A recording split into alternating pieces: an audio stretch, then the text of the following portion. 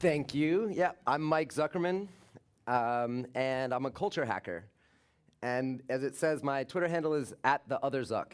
And that's because I'm really focused on user-generated spaces. I think we've learned a lot in the last couple decades on how human interaction happens when you are in the digital space, which open source, APIs, and user-generated content. So that's what we're doing, is kind of taking those lessons and applying them to the physical space. And I'm obsessed with physical spaces, with buildings. The spaces that we create and that we hang out in really are a reflection of our culture. And they're forums, they're the informal places between home and work where we discuss, where we learn about each other, where we have fun. But nowadays, everywhere you go, for the most part, you have to pay to be there. Someone else has already decorated it, and people decide what is happening there. So that's driven me to explore kind of alternatives to that, like street art, where you see people using walls to express themselves, or Burning Man, where an entire city is prototyped. And then also, I had the pleasure to experience the catacombs underneath Paris a couple weeks ago. And there's hundreds of miles of tunnels that have been there for centuries, and you wind up discovering amazing places. This is called the beach. Yeah, this is under the ground of Paris, 60 feet underground. And there's theaters there that have been active since the 60s. And there's cataphiles, who are the lovers of the catacombs, and there's catacops. There's this little cat and mouse game, and they shut things down. And so there aren't really rules there, but there is respect, kind of like taggers don't go over a completed mural. And so even though you can go under the city to find these, you can also find spaces that are right in front of us, urban spaces that just have buildings that aren't being utilized. This is a 120,000 square foot building in Barcelona. It's been vacant for 2 decades. And I broke in here. I saw 3 of my first 5 slides are documenting illegal activity. This isn't being recorded, right? But yeah, this is a building that's just waiting for the right community to be given permission to activate it. So I'll back up a little bit about myself. I moved to the Bay Area 10 years ago to do green building. But we were building multi-million-dollar houses for multi-millionaires. And if we're really going to tackle a challenge like climate change, we're going to need everybody to be involved. So after that, I started an environmental nightclub. And we wanted to use culture to attract people, because we need everybody to be a part of the solution. And we had 91% diversion from landfill, so we compost and recycled almost everything. We had energy-efficient lights, waterless urinals. But beyond that, beyond doing as little harm as possible, we wanted to do as much good as possible with the assets we possessed. So we had rooftop beehives and worms, and we had an energy-generating dance floor. But the other thing we did is when we weren't using our space, on Sunday through Wednesdays, we would let people use it for free. And that's another kind of definition of waste, is underutilized capacity, or latent stuff that's not being utilized is wasteful. Yeah. So through that, I was sent to Uganda by UNICEF during the 2010 World Cup. And I brought an inflatable projector screen and showed all of the games for free. And during halftime, we would ask the community, what are the challenges and what are we going to do about it? And with an environmental lens, there was plastic everywhere. One of the things we did is we started the Buvera Ball project. It's the Lugandan word for plastic. And we made soccer balls out of plastic bags. And kids could earn money for their school fees. And it actually got on the national news, and it was a really cool project. But beyond that, another challenge that came up was road safety. There was almost a child a week was getting killed at this one intersection that was a couple of 100 yards away from where we were showing the games. And this wasn't something I went there to do, but when you pose the question, what can we do, and you have everyone there, not just the people who are already civically engaged, everyone, because everyone likes football, this came up. So we wound up just buying a crossing guard sign and going down there and stopping traffic, and we wound up doing a 4,000-person protest on Friday night, Friday during rush hour. And still today, we have a crossing guard who helps every morning and evening. He gets paid $2.20 a day, which is about a living wage for 8 hours of manual labor, to help people cross. And he actually got hit once, but he's okay. But there haven't been any fatalities on his watch. So you could literally equate that to hundreds of lives over the last 3.5 years, almost 4 years now. After that, I spent some time in Haiti with a Burners Without Borders inspired project called Haiti Humanitaire. And I did the Inside Out project, which is JR, a TED Prize winner. But instead of the traditional way, we wound up doing it mixed with local graffiti artists. And while I was there, this is on Haiti Humanitaire's property, I lived in an earthship. And this is a green building concept as well, but it doesn't cost millions of dollars. It only costs about $5,000 or $6,000 to build. And it's one of the best places to live in all of Haiti. It's cool, has its own power and Wi-Fi, shower, toilet. It's all kind of a ecosystem. So there's different kind of smarter ways to do green building. It's not all about LEED certification and platinum certification, which I'm not knocking, but there are other kind of simpler solutions that you can come up with. And so it was in this time here that I really saw that depressed urban environments, disaster zones, and temporary events, festivals like that thing in the desert, are really the best places to prototype things. You have temporary is super powerful, but you also have places where there's failed systems, that things aren't working, that we're able to try something out and people are open to it. So around that time, kind of the meme of hacking was coming out there. And it kind of has a negative connotation still of breaking into people's bank accounts and war games and nuclear codes. But really, I believe that hacking is in a renaissance of allowing people to reimagine things and kind of put them together in new ways. And I started to attend hackathons, and then I was hosting hackathons. Then I was double booked on weekends with hackathons, and it started getting crazy. And these are 3 different hackathons that I've participated in or organized in the last year. One of them, British Airways gave us a 747, and we took 100 people from San Francisco to London in preparation for the G8 summit, and we hacked on how to get people involved in STEM. This other one was a millennial train project where we got a 1938 California Zephyr and took it from San Francisco to DC. And you see that there's amazing things happening in every country, every city. Omaha, Nebraska, Salt Lake City, and then this other one was a Hack-a-Surf a Share-a-thon, where we have people get together and surf, and it's really just about creating experiences, shared experiences. That's really what relationships are about. That's what we're here for this week. So through that, I got a call to participate in the National Day of Civic Hacking. This is the granddaddy of all hackathons. It was organized by the White House, NASA, 33 government agencies that released their data sets to get hacked. But we wanted to see, what is civic hacking? And sure, you can use data sets to get bus information efficiently. And as we mentioned before, this is Rebar created Parking Day. They hacked the parking meter to create public space. But they did this kind of as a guerrilla action, and it spread around the world. There's, 170 cities that do it. But it also became a permanent thing, that you could get an actual permit to implement this in your city. Another one here, nod, Peter Hirschberg's in the crowd. This is urban prototyping, and a nod to Gandhi. Prototype the change you want to see in the world. So they're actually making things that people are coming up with at hackathons, instead of just presenting at the end. The White House hosted one of them. There was in 87 different cities. And again, the word hack, the concept of hack is evolving. So the White House wouldn't have gotten near this a couple years ago. They said that what they were looking for is a variety of interpretation of civic hacking and something that lasts beyond the weekend. So we decided to hack National Day of Civic Hacking and declare it National Month of Civic Hacking. We're going to do a 30-day hackathon. So we just needed a building. This was a building that a broker friend of mine was trying to rent. He couldn't. We told him about the concept. We got a letter of recommendation from the mayor's office.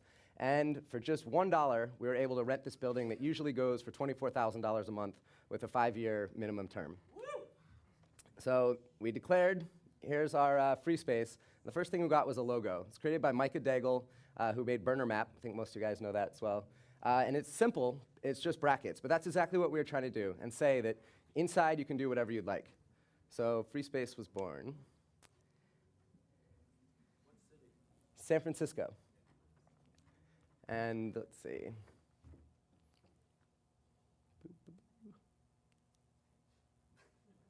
It's stuck.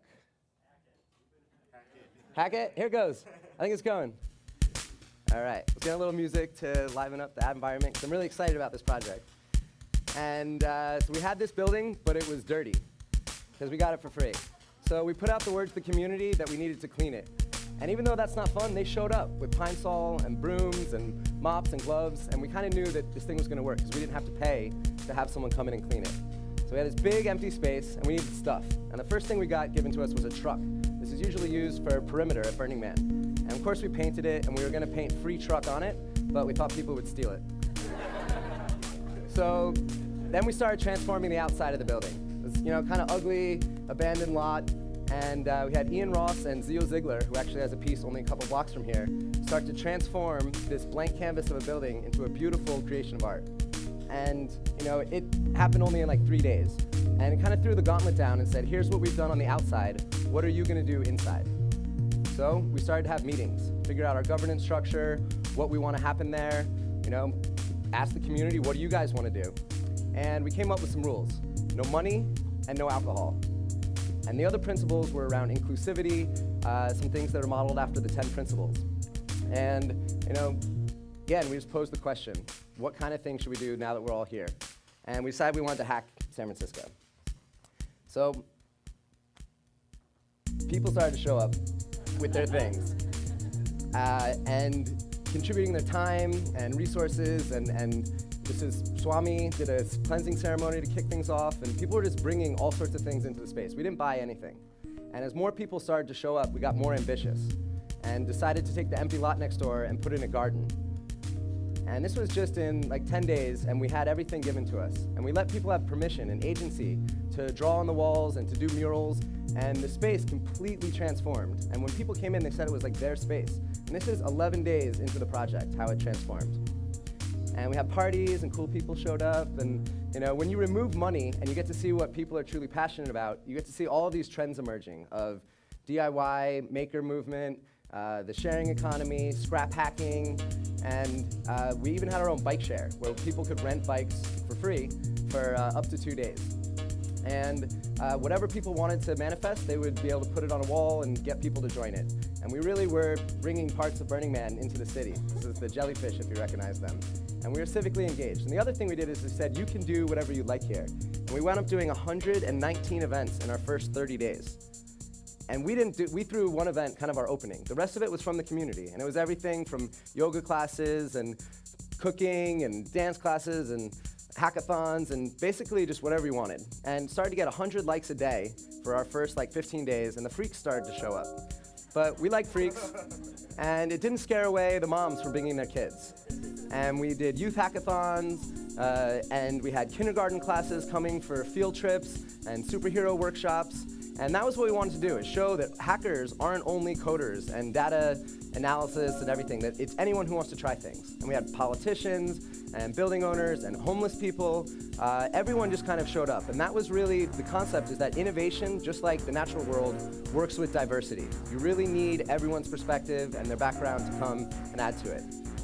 And this is about the people. This is Nima. He was a barista, and he quit his job to work at Freespace full-time. And now he has a job as the event coordinator at the Hub, which kind of leveled up from what he was doing before. This is Mark Roth. He was homeless, and he learned how to use 3D printers and laser cutters, and they call him homeless to hacker in the press now. And he was our Freespace fellow, and he's working on a learning shelter that can teach people from homeless shelters how to level up and transform themselves into a job. This is Arvin. He was working at Apple for 5 years until he quit and discovered Freespace right after that. And he came every single day for 6 weeks straight.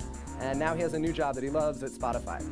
And to show the contrast, this is FJ. He unfortunately lost his daughter at the age of 6 and became addicted to heroin. Until he came in touch with the Freespace community and really found a home there and was as dedicated as anybody. Like when we had to leave, strike, breakdown, he was the guy, and he'll be a friend of mine for life. So people just started adding more color and projects, and we got shipping containers donated to us by eco-villages and 3D printers from 3D Systems, and people were modifying their Google Glass to be adjusted to fit onto eyeglasses.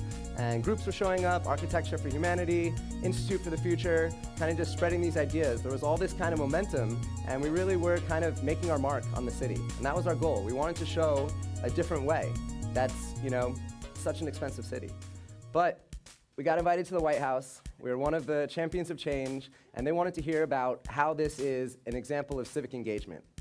And it's such an interesting time right now with protests going on all over the world, in Venezuela and Ukraine and Spain, and we're kind of thinking that there's a new way, instead of just being able to vote, protest, or become a public servant, that we can figure out direct action. We don't have to wait for permission from the powers that be. We can just take action and kind of move things into our own hands. And that's what Freespace provides an opportunity for that. There's so much latent capacity, unemployed people don't have opportunities.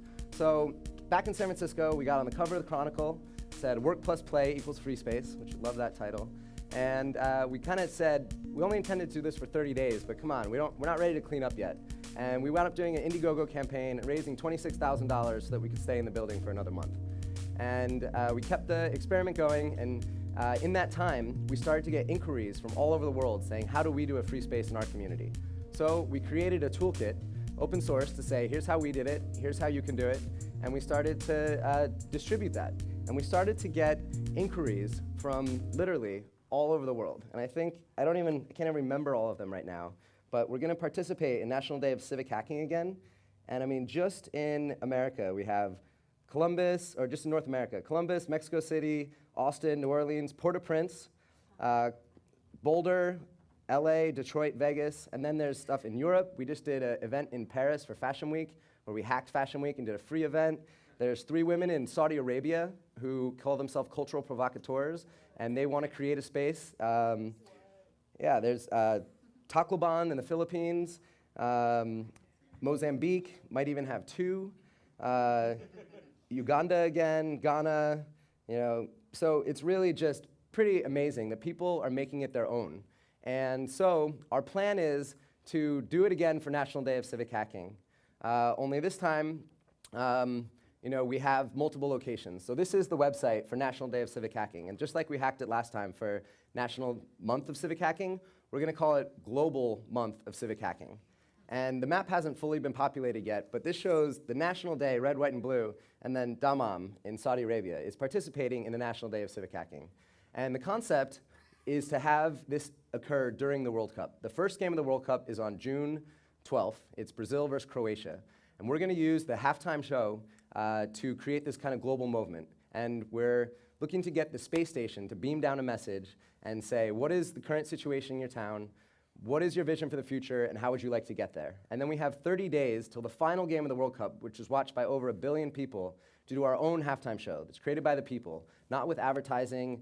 Right now there's a lack in content there. So we're trying to create this globally connected movement. It's only, 11 weeks away or something. But there's communities in all these different cities that are trying to hack it together. They don't know exactly how to do it. We didn't know how to do it, but we're figuring it out together, and we're communicating. So that's kind of the crazy Freespace project that's just a 1-year experiment in what can happen when you give people space and permission. And I'm really stoked to be here talking. The downtown project is just filled with all of my favorite things, experimentation, and I'm really grateful for the opportunity to speak here to you guys. But what I'm also really interested in is seeing what can come out of that. So I'd like you guys to think about, can that happen here? And how would that happen here? Can we do something for National Day? Can we do something more long-term as part of the downtown project or even outside of the Llama? And see what happens when we can create a place for people to come and express themselves. So we're going to be, Peter, are we having lunch tomorrow to talk about this? Yes. Where is that happening? Well, we haven't set a place yet. Gold Spike? I think we're having lunch at the Gold Spike. Great. So if you guys want to talk about it, there's a few other locals. That's what we're here to do. That's what we came to see, is to learn and to meet each other, but we also want to implement stuff. So thank you guys very much for having me. Thank you.